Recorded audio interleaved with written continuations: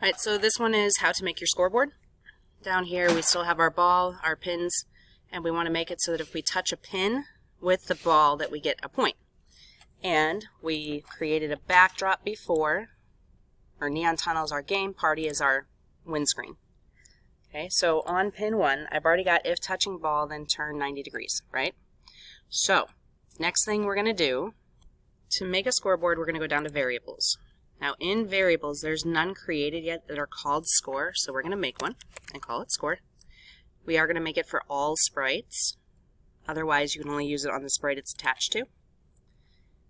And then we've got these new things now. So we're going to say set score to 0 to start the game. Then, if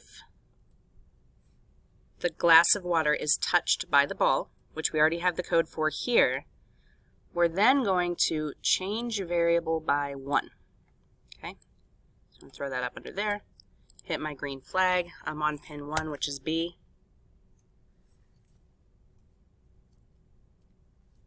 And that didn't work, so we're going to try to flip that and play it again.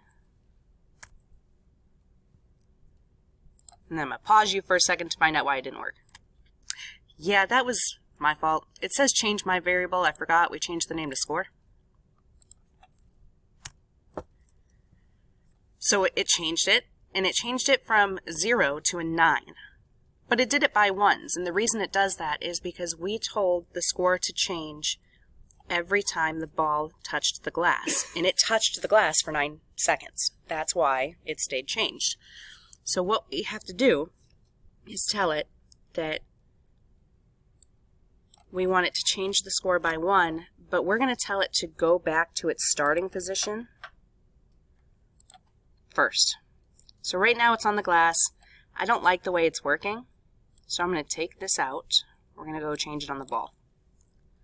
So on the ball, we've already got code here, right, that says if the B is pressed, glide 1 second to pin 1, go back to its starting location. We're going to throw that change score by 1 underneath that. Okay, we're going to test it. Well, that time I got 10 points. So that's not in the right order. So when that happens, we're going to throw in a wait 1 second so that it can't change the score until after it has a chance to get back to its starting location. That wasn't high enough. We'll change it up a little bit.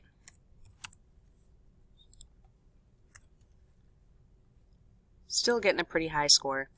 We just have to keep messing with that number to make sure that it can touch it and go back before it changes the score. For now, if you get 9 points, no big deal. So now we need to do that to our middle pin. So we're going to duplicate. Well, duplicating will grab a whole lot more than we want. So we're going to do change score by 1 and put it underneath here. Change that to score. We're going to do it here as well. Change score by 1. Play it. We get 9 points. And then you test it. It goes for the other 3. Gators are coming in now, so that's as far as the scoreboard's going to go. The last thing you'll do is say when green flag is clicked, forever if. We're going to go back to variables. Sorry, operators, because we have to do math first. We're going to say that if the score is greater than, so we're going to throw this math block in here and say if score is greater than, we'll go with 20 because our score is going up so fast, that's when we want to switch our backdrop to party. Okay?